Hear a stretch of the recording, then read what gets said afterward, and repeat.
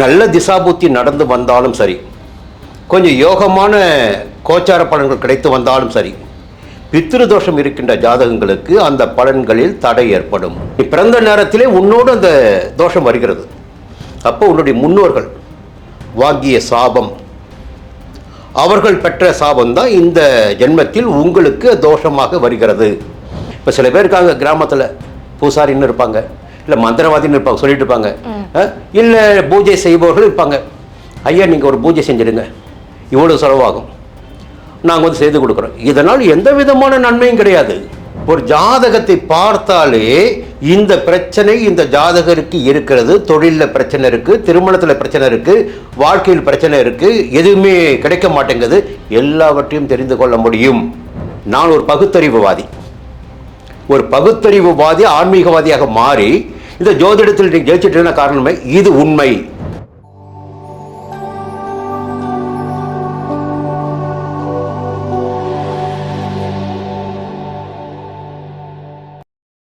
நேர்களுக்கு வணக்கம். இன்றைய நேர்காணலில் நம்மோடு இணைந்திருக்கிறார் ஜோதிடர் திருக்கோவிலூர் பரணிதரன் ஐயா அவர்கள். வாருங்கள் பேசுவோம். வணக்கம் சார். வணக்கம் சார். பொதுவாகவே பார்த்தீங்க அப்படின்னா அந்த பித்ரு சாபம், பித்ரு தோஷம், இந்த மாதிரி விஷயங்கள்லாம் சொல்லுவாங்க. அதுக்கு நிறைய வழிபாட்டு முறைகள் எல்லாமே சொல்லுவாங்க. ஜாதக கட்டத்தில் இந்த இடம் பாதிக்கப்பட்டிருந்தா பித்ரு சாபம், இந்த இடம் வந்து பாதிக்கப்பட்டிருந்தா இது மாதிரியான விஷயங்கள்லாம் சொல்லுவாங்க.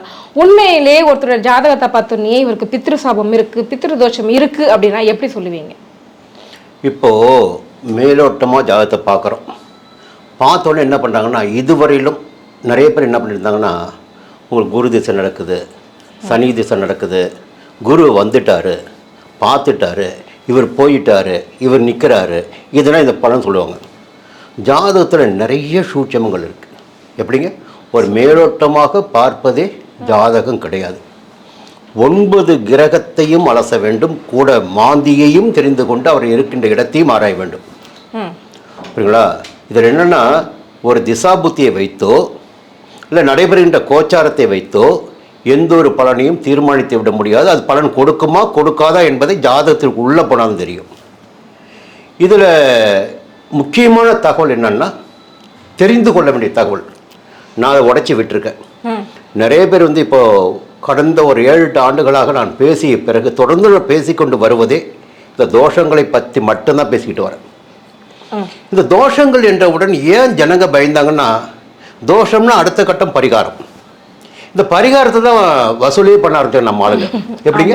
நான் பரிகாரம் பண்ணிடுறேங்க, அதுக்கு இவ்வளோ ஆகுங்க. முதல்ல அந்த முறையே தவறு என்றது உடைத்தது நான் தான். எப்படிங்க?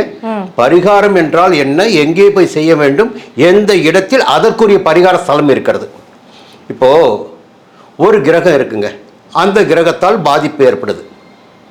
அப்போ என்னன்னா, நான் என்னுடைய வீட்டில் உட்காந்துக்கிட்டு அந்த கிரகத்துக்கு நான் பரிகாரம் பண்ண முடியுமா? நான் எஜமானனா?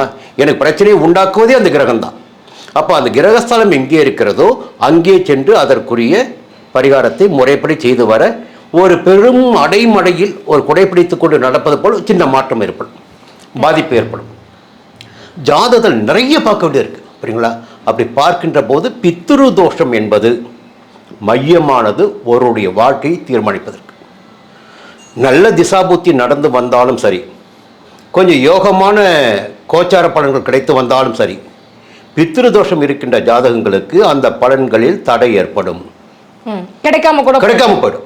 அப்போ என்னங்க நல்ல நேரம் ஜோசிக்கார கூட சொல்லிட்டு இருக்காங்க, டிவி திறந்தா யூடியூபை திறந்தா யோகம் கொட்டுது, பணமழை கொட்ட போது சொல்கிறாங்க, ஆனால் எதுவுமே நடக்கலை. அப்போ என்ன காரணம்? பேசிக்காக உன் ஜாதகத்தை பாரு. உன்னுடைய ஜாதகம் என்பது தான் உன்னுடைய தலையெழுத்து. ஒரு உடலுக்கு நோய் வருகின்ற போது மருத்துவர்கிட்ட போகிறீங்க, உங்களுக்கு பிரச்சனை வருகின்ற போது, உங்கள் வாழ்க்கையில் சங்கடங்கள் வருகின்ற போது அதை தெரிந்து கொண்டு என்ன நிவர்த்தி செய்வது என்பதற்கு ஜாதகம் தான் தலையெழுத்து. ஜாதகம் என்னோட பொறுத்து தலையெழுத்து ஜாதகம். அதற்கு மேலே நிறைய விஷயம் இருக்குது. சரி, இப்போ என்ன பேசுகிறோன்னா, இந்த பித்ரு தோஷத்தை எப்படி தெரிந்து கொள்வது?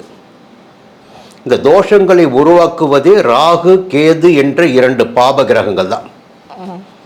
இந்த 2 பாப கிரகங்களில் ஏதாகிலும் ஒரு கிரகம் சூரியனுடனோ அல்லது சந்திரனுடனோ, புரியுங்களா, அமர்ந்து விட்டாலே பித்ரு தோஷம் அந்த ஜாதகருக்கு இருக்குன்னு அர்த்தம். சூரியன் கூட ராகுவோ கேதுவோ, சந்திரனுடன் ராகுவோ கேதுவோ இருந்தால் அந்த ஜாதகருக்கு பித்ரு தோஷம். இப்போ எளிமையாக தெரிந்து கொள்வதற்கு இது விதி. இது அடுத்து பார்த்தீங்கன்னா, ஒருவருடைய லக்னம் இருக்கு பாருங்க, அந்த லக்னத்தில் ராகுவோ கேதுவோ அமர்ந்தால் இவர் சப்தம பார்வை உங்களுக்கு. 1ஆம் இடத்தில் அமர்ந்தால் 7ஆம் இடத்தில் ஒருவர் இருப்பார். இப்போ மேஷ லக்னம் வச்சுங்களேன், எதிர்மறையான இடம் துலாம்னு வச்சுங்களேன், 7ஆம் இடம். மேஷத்தில் கேது இருந்தால் துலாத்தில் வந்து ராகு இருப்பார். இந்த 1ஆம் இடத்தில் ஒரு பாப கிரகம் அமர்கின்ற போது அந்த ஜாதகருக்கு பித்ருதோஷம். அதே போல ஜாதகத்தில் லக்னத்திற்கு 3ஆம் இடமான சகாயஸ்தானத்தில் ராகுவோ கேதுவோ இருந்தால் அந்த ஜாதகருக்கு பித்ருதோஷம். லக்னத்திலிருந்து 3ஆம் இடம். அப்ப சகாயஸ்தானம் 3ஆம் இடத்தில் ஒரு பாப கிரகம் அமர்கின்ற போது எதிர்மறையாக 9ஆம் இடத்தில் மற்றும் ஒரு பாப கிரகம் இருக்கும். அப்போ 1 3 ஆச்சுங்களா. அடுத்து 5ஆம் இடம் என்பது பூர்வ புண்ணிய ஸ்தானம் உங்களுக்கு ஒரு ஜாதகருக்கு.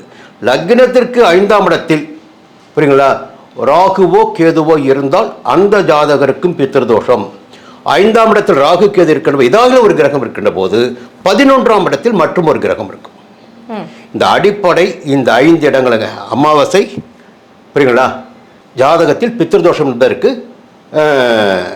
சூரியனுடன் ராகு கேது இணைவது, சந்திரனுடன் ராகு கேது இணைவது, 1ஆம் இடம் 3ஆம் இடம் 5ஆம் இடத்தில் ராகுவோ கேதுவோ இருப்பது இருந்தால் அவர்களுக்கு பித்ருதோஷம் இருப்பதாக நாம் தெரிந்து கொள்ள முடியும்.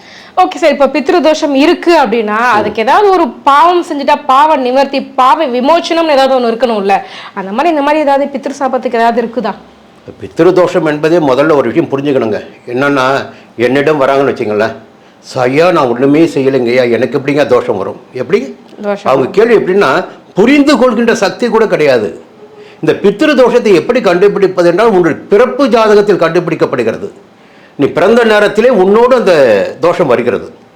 அப்போ உன்னுடைய முன்னோர்கள் வாங்கிய சாபம், அவர்கள் பெற்ற சாபம் தான் இந்த ஜென்மத்தில் உங்களுக்கு தோஷமாக வருகிறது.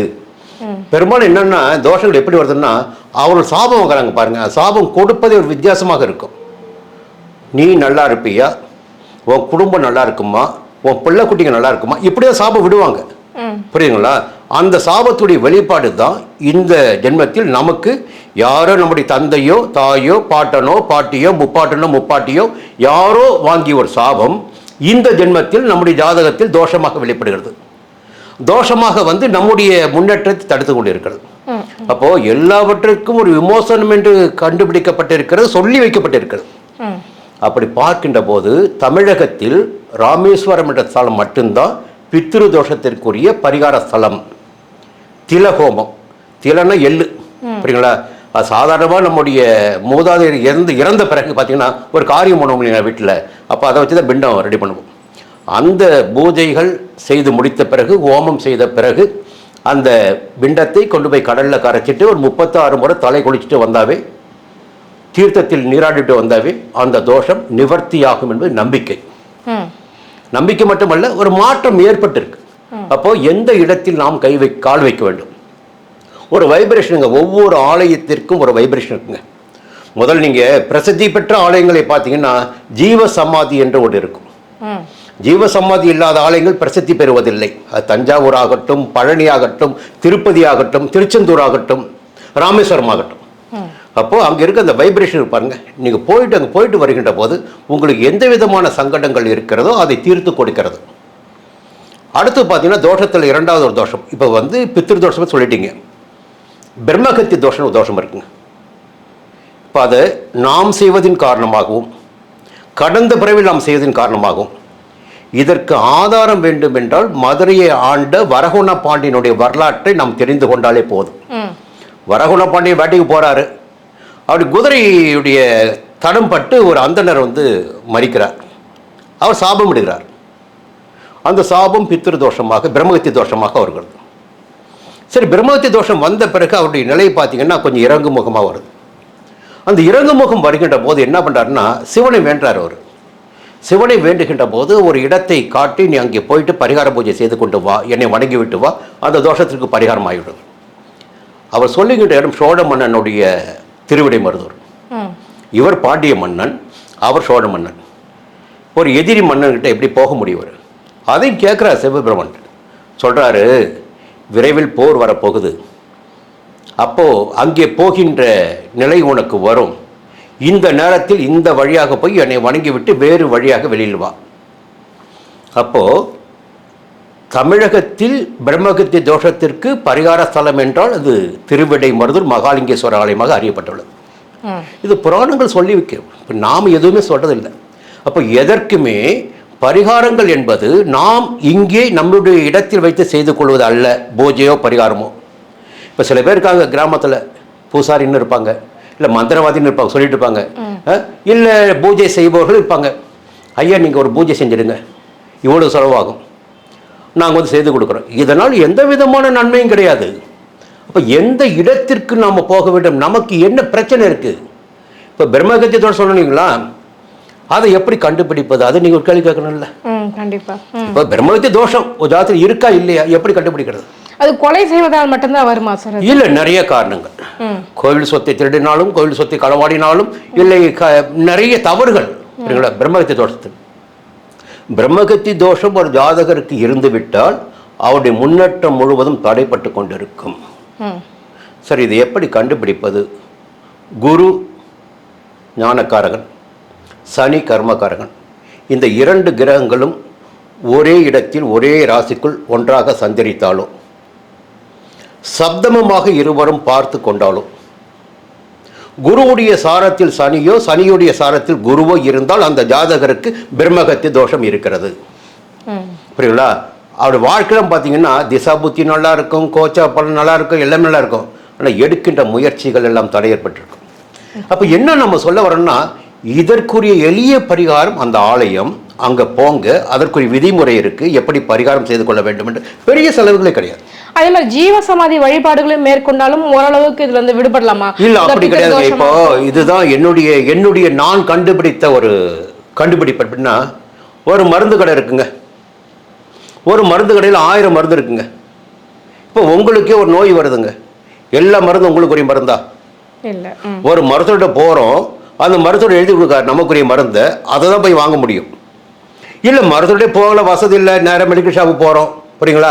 அங்கே போய் ஐயா எனக்கு ஜுரம் அடிக்குது, மாத்திரை கொடுக்க சொல்கிறோம், அவர் குறிப்பிட்ட மருந்து நமக்கு எடுத்து கொடுப்பார். அப்போது உன்னுடைய ஜாதகத்தில் எந்த பிரச்சனை இருக்கிறது, எந்த கிரகத்தால் தோஷம் ஏற்பட்டிருக்கிறது, எங்கே நீ செல்ல வேண்டும் என்பது உன்னுடைய ஜாதகத்தில் தீர்மானிக்கப்பட்டிருக்கிறது. அப்போது எங்கே நீ போக வேண்டுமோ அங்கே தான் போகணும். இப்போ நான் நிறைய ஜாதகத்தை அலசி ஆராய்ஞ்சிட்டு வரேன்.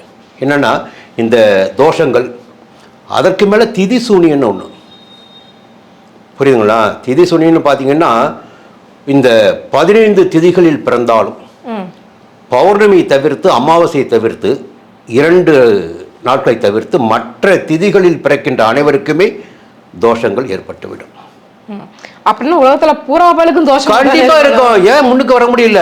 கண்டிப்பா இருக்கும். பௌர்ணமி கிடையாது, அமாவாசை கிடையாது, மற்ற அனைவருக்குமே குறிப்பிட்ட இடங்கள் பாதிக்கப்படும். புரியுங்களா?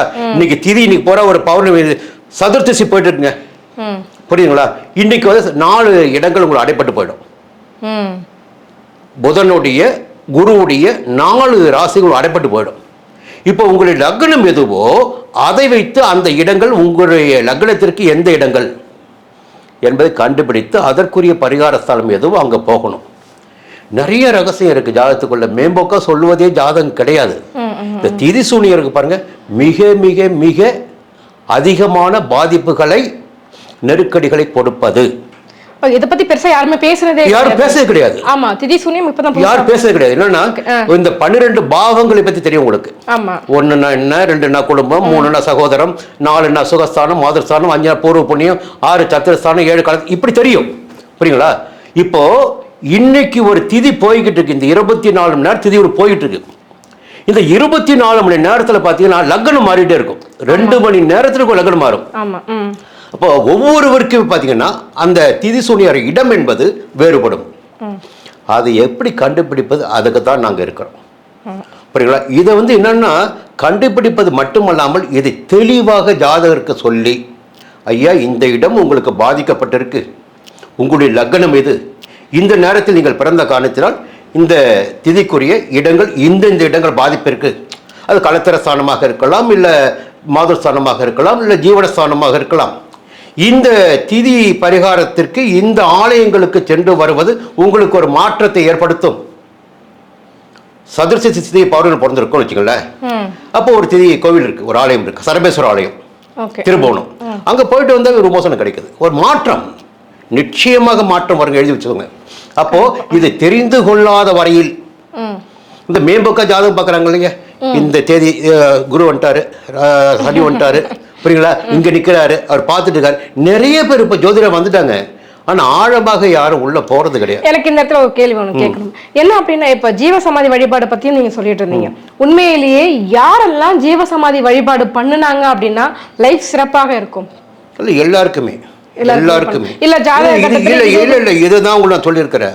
உன்னுடைய பூர்வ புண்ணியம், உன் ஜாதக கட்டத்தை பார்க்கணும். ரெண்டாவது இன்னொன்று, எந்த ஆலயம் உங்களுக்கு ஒரு ஆலயம் நீங்கள் கண்டுபிடிக்கணும். நான் அதான் சொன்னேன், மருந்தை வந்து மேற்கோள் காமிச்சது அதுதான் காரணம். கண்டிப்பா எல்லா மருந்தும் எல்லா ஆலயங்களும். இப்போ நிறைய பேர் பார்த்துட்டிங்கன்னா, சார் அங்கே போகணும் சார், சார் இங்கே போகணும் சார், சார் இங்கே போகணும் சார். இங்கே ராமேஸ்வரம் போவதற்கு ஒரு விதிமுறை இருக்குங்க. ராமேஸ்வரம் போய்விட்டு நேராக வீட்டுக்கு தான் வரணும். குறைந்தபட்சம் 24 மணி நேரம் வேறு ஆலயங்களுக்கு போகக்கூடாது, குளிக்கக்கூடாது. நம்மால் எழுதுகளை பண்ணுவான், இந்த விதிமுறையே தெரியாதவன், சார் நான் ராமேஸ்வரம் போன காலையில் மூழ்கிய முடிச்சுன்னா அப்படியே கார் எடுத்துட்டு திருச்செந்தூர் போட்டு சார், அப்படியே மதுரை வந்துட்டேன் சார். எப்படி டூராக போகிறீங்க நீங்கள்? இது டூர் கிடையாதுங்க, உங்களுக்கு பரிகாரம் நீங்கள் பண்ணிக்க போகிறீங்க.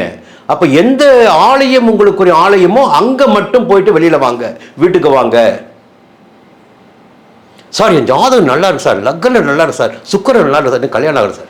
இப்போ முந்தான ஒரு சின்ன ஜாதகங்க, ஒரு ஜாதகம் அனுப்பிட்டாங்க, நான் பார்க்குறேன், பார்த்துட்டு நான் கணிக்கும்போது 2 விஷயங்கள் எனக்கு கிடைக்குது. நான் எடுத்த கேள்வி, நாங்கள் திருமணத்தில் தடையா, திருமணத்தில் முறிவு ஏற்படுத்தா கேட்குறேன். ஐயா அதான் ஏன் பிரச்சனைன்றாங்க. அப்போ நீங்கள் எனக்கு அனுப்பின ஜாதகம் தவறு, நான் கணித்த ஜாதகம் சரியான ஜாதகம். எப்படி டிகிரி வயசாக பார்க்கும்போது ஒரு துலாத்துக்குள்ளே கடைசியாக 269 வயசில் சந்திரன் இருக்கார். அதற்கு முன்னதாக பார்த்தா சனி வந்து விருட்சத்து வந்துருக்கார். அப்போ நான் சரியாக அடிக்கின்ற போது சந்திரன் வந்து விருட்சத்து வந்துடுறாரு. சந்திரனும் சனியும் சேர்க்கின்ற போது புணர்ப்பு தோஷம் முடிஞ்சு போச்சுங்களா. நான் கேட்ட கேள்வி, திருமணத்தில் பிரச்சனையா என்ன ஆச்சுன்னு கேட்டேன். ஐயா அதுக்கு தான் எங்கள்கிட்ட ஜாதகம் பார்க்க வந்தேன்.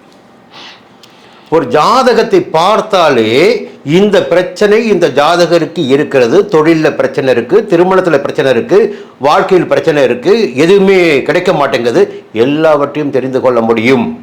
கண்டிப்பா புரியுங்களா. இதை ஜாதகத்தை கூர்ந்து ஆராய்ந்து சிறப்பாக பார்க்க வேண்டும். அதனால எல்லாருமே என்ன பண்ணுறாங்கன்னா, ஒரு மருத்துவர் கூட பார்த்தீங்கன்னா, வெளிப்படையே சொல்கிறேன், தொழில் சார்ந்து சொல்கிறேன், ஒரு 50 ரூபாய்க்கு பார்க்குற மருத்துவர் இருக்காங்க, ஒரு 5000 ரூபாய்க்கு பீஸ் வாங்கிட்டு பார்க்குற மருத்துவர் இருக்காங்க. அவருடைய திறமை வேறு, இவருடைய திறமை வேறு. நம்ம ஆளுங்களுக்கு ஜோதிடருக்கு கொடுப்பது ரொம்ப கசக்கும். ஆனால் சிறந்த ஜோதிடர்கள் தமிழகத்தில் அதிகபட்சமாக இப்பொழுது உருவெடுத்திருக்கிறார்கள்.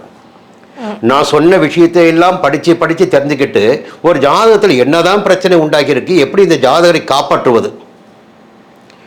நிச்சயமா ஒரு மனிதனுடைய வாழ்க்கை காரணமே அது ஜாதகம் தான், அவருடைய சுய ஜாதகம் தான். அதை பார்த்தாவே போதும். சார் அதே மாதிரி சார் பித்ரு சாபம் அதை பத்தி பேசியிருந்தோம். பித்ருக்கள் அப்படின்னு எடுத்துக்கிட்டா நம்ம முன்னோர்கள் அப்படின்னு சொல்லுவாங்க. முன்னோர்கள் வந்துட்டு நம்மளுடைய சந்ததிகளை வந்துட்டு வாழ்த்த தானே செய்யணும். அவங்க எப்படி சாபம் எல்லாம் கொடுப்பாங்களா சார்? அவர்கள் கொடுக்கின்ற சாபம் கிடையாது. நிறைய பேர் அப்படிதான் சொல்றாங்க. அவங்களுடைய இறந்ததுக்கு அவர்கள் கொடுக்கின்ற சாபம் கிடையாது. என்னன்னா எல்லா பெரியவரும் நம்முடைய முன்னோர்கள் என்னன்னா எந்த பிள்ளையும் கெட்டு போன்னு நினைக்க மாட்டாங்க. ஒரு சின்ன விஷயத்தை மட்டும் சொல்லிடுறேன். என்ன சொல்றேன்னா, நீங்க தெய்வ வழிபாடு இருக்கு பாருங்க, எந்த வழிபாடு சிறந்த வழிபாடு, முதன்மையான வழிபாடு சொல்லுங்க பார்ப்போம். தெரியல. குலதெய்வ வழிபாடு. புரியுங்களா. எந்த தெய்வமாக இருந்தாலும் சரி, குலதெய்வத்திற்கு பிறகுதான் மற்ற தெய்வங்களே, மற்ற இஷ்ட தெய்வங்கள் தான். புரியுதுங்களா. அப்போ யார் உங்களை காப்பாற்றுவது? குலதெய்வம் என்பது வேறு யாரும் கிடையாது, நம்முடைய முந்தைய தலைமுறை. புரியுங்களா. அவர்கள் தான் உங்களுக்கு ஒரு சங்கடம் என்றால் உடனடியாக ஓடி வந்து உங்களை பாதுகாப்பவர். இப்போ தெய்வங்களை பற்றி பேசும்போது கூட பார்த்தீங்கன்னா, தெய்வங்கள் நேரம் வர முடியாது இல்லை. திடீர்னு ஒரு பிரச்சனை உங்களுக்கு வருது, சங்கடத்தில் இருக்கீங்க, நீங்களே வேண்டிக்கிறீங்க, அப்போ யாரோ ஒரு நபர் வந்து உங்களுக்கு வந்து உதவி பண்ணுறாரு, அதை எப்படி எடுத்துக்குவீங்க? புரியுங்களா. இப்படி நிறைய இதில் வந்து பார்க்க வேண்டிய விஷயங்கள் சார். அதே மாதிரி இந்த பித்ரு சாபம் அதெல்லாம் பேசும்போது பார்த்தீங்க அப்படின்னா, இந்த பசுமாட்டுக்கு அகத்திக்கரை கொடுப்பது, இந்த மாதிரியான பித்ரு தோஷத்துக்கு இந்த எள்பிண்டம் வைத்து அந்த அமாவாசை தீதிகளில் வந்துட்டு செய்வது, இந்த மாதிரியான விஷயங்கள்லாம் செய்யும் போதும் நமக்கு ஒரு பாவ நிவர்த்தி கிடைக்குமா சார்? இது ஒரு நம்பிக்கை. எப்படிங்க? இது ஒரு நம்பிக்கை. எள்பிண்டம் என்பது முன்னோருக்கு கொடுக்கின்ற உணவு. புரியுங்களா. நீங்க அந்த எள்ளும் தண்ணீரும் மட்டும்தான் அவளுக்கு உணவாகவே நம்ம வழங்குகிறோம். அதுதான் ஒரு உணவே. ஆண்டிற்கு ஒரு முறையாவது அந்த நாட்களில் நீங்கள் அவர் உணவிடுவது என்பது அது போதுமானது. எள்ளும் நீரும் மட்டுமே அவளுக்கு உணவு, அவருடைய ஆகாரம் அதுதான். பசுமாட்டு வந்து கோமாதாவை நம்ம வணங்கிட்டு இருக்கோம். அவளுக்கு அந்த அகத்தியர் கொடுக்கும்போது அது ஒரு நம்பிக்கை நமக்கு வந்து சிலருக்கு பார்த்து நம்பிக்கை சரியாகவே இருக்குது. புரியுங்களா? இப்போ துர்க்கைக்கு வழங்க தரோம், சனீஸ்வரனை வழங்குறோம். இது நம்பிக்கை. இப்போ சின்ன ஒரு விஷயம் சொல்கிறேங்க. எனக்கு ஒரு பிரச்சனை வருது, ஒரு விஷயத்த ஒரு இடத்த விற்கணுங்க, இடத்த விற்கணும். நான் முயற்சி பண்ணிட்டுங்க, விற்க முடியல. நான் மேல்மலையனூர் போகிறேன், அங்காள பரமேஸ்வரியை பார்த்து வணங்கிட்டு வெளியில் வரேன். ஒரு ஃபோன் வருதுங்க. என்ன ஃபோன் வருது? சார் எப்போ வரலாம், எப்போ அட்வான்ஸ் கொடுக்கலாம்? எப்படி இதற்கு நான் எப்படி கோஇன்சிடென்ட்டாக சொல்கிறதா, இல்லை தெய்வம் எனக்கு அனுகிரகம் செய்தா சொல்லவா? இன்னொரு இதே போல் ஒரு சம்பவங்க. ஒரு இடத்த விற்க முயற்சி பண்ணிகிட்டே இருக்க, விற்க முடியல, பணம் தேவை. நான் சபரிமலைக்கு மாலை போடுறேன், இருமுடி கட்டி கொண்டு இருக்கிறேன். எப்படிங்க? இருமுடி கட்டி கொண்டு இருக்கிறேன். பணத்தை கொண்டு வந்து என் கையில் கொடுக்குறாங்க. அப்போ எதை சொல்வது? புரியுங்களா? இப்போது ஒரு ஜாதகத்தை அலசி ஆராய்கின்ற போது இப்போ நமக்கு கிரகங்கள், சனி எங்கே இருக்காரு, குரு எங்கே இருக்காரு, ராகு கேது எங்கே இருக்காரு, இது மேலோட்டமாக பார்க்குறோம். இதுவும் பலன் தரக்கூடியது. இதற்கு மேலாக எந்த திசா புத்தி நடக்கிறது பார்க்குறோம், அதுவும் பலன் தரக்கூடியது. இந்த நேரத்தில் திசை நடத்துகின்ற நாதன் எந்த இடத்தில் இருக்கா, எப்படி இருக்கிறார், பாதிக்கப்பட்டிருக்காரா, பாதகாதிபதியாக இருக்கிறாரா, மாரகாதிபதியாக இருக்கிறார், நிறைய இருக்குங்க ஜாதகத்தில். ஒரு பாதகாதிபதியாக இருக்கான்னு வச்சுக்கல ஜாதகத்தில், அப்படி திசையில் பார்த்து ஐயா சுக்கிர திசைங்க அவங்களுக்கு வந்து கொட்ட போகுதுங்க சொல்லுவாங்க. கூரையை பிச்சுக்கிட்டு கொட்ட போது, ஆடிக்கார வாசல் நிற்க போதுன்னா அந்த ஜாதகனுக்கு பார்த்தீங்கன்னா அது சுக்கிரன் பாதகாதிபதியாக இருப்பான். புரியுங்களா? பாதகாதிபதி எப்படி நன்மைகள் செய்வான்? இப்போ மேலோட்டமாக நாங்கள் அள்ளி விட்டுட்டு போய் மக்கள் ஏமாந்துட்டு இருக்காங்க. வெளிப்படையாக சொல்கிறேன், நான் ஒரு பகுத்தறிவுவாதி.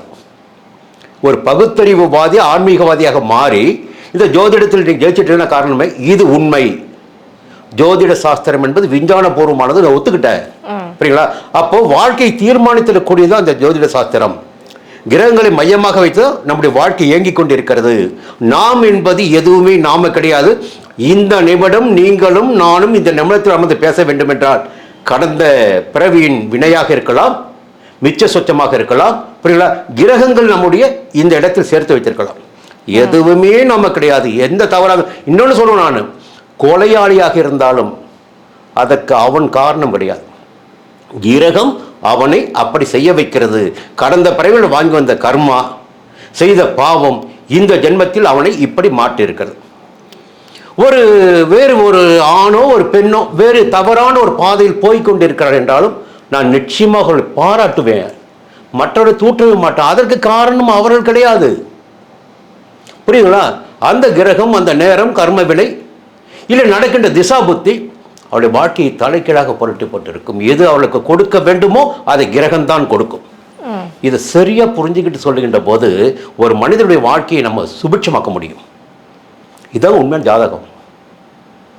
மாரகாதிபதி யாருன்னு பாரு, பாதகாதிபதி யாருன்னு பாரு, திதி சூனிய ராசிகள் யாருன்னு பாரு, அந்த இடத்தினுடைய அதிபதி யாருன்னு பாரு. புரியுங்களா? எந்த தோஷம் இருக்குன்னு பாரு. இவ்வளோ இருக்கு ஜாதகத்தில். இதை விட்டுட்டு மேலோட்டமா என்கிட்ட ஃபோன் பண்ணுவாங்க, ஐயா நான் வந்து கடகராசிங்க, பூச நட்சத்திரங்க, எனக்கு எப்படிங்க இருக்கு, எப்படி வேடிக்கையா இருக்கு. எனக்கு அவ்வளோ கோபம் வரும். உண்மையை சொல்றேன். எப்படி ரொம்ப எளிமையாக இந்த ஜோதிடத்தை பற்றி ஒரு தவறான கருத்து பரப்பப்பட்டு இருக்கிறத புரிஞ்சுக்கிறான். இது விஞ்ஞானங்க. இது கிரகங்களை மையமாக வைத்து தான் பேசிட்டு இருக்கோம். கண்டிப்பா சொல்லுங்க. ஸோ உண்மையிலேயே வந்து பித்ரு சாபம்னா என்ன, பித்ரு தோஷம்னா என்ன, ஒரு கட்டத்தில் பித்ரு சாபத்தை எப்படி பார்க்கணுன்ற முதல் கொண்டு ரொம்ப தெளிவான விளக்கங்கள் நம்ம நேயர்களுக்கு கொடுத்துருக்கீங்க. கண்டிப்பா இது சம்பந்தமாக சந்தேகம் இருந்தவங்களுக்கு கூட இன்னைக்கு இந்த எபிசோட ஒரு தெளிவாக கொடுத்துருக்கோம் அப்படிங்கிறத நம்பலாம். எங்க கேள்விகளுக்கு ரொம்ப சிறப்பான பதில் சொன்னீங்க. ரொம்ப நன்றி. நன்றி.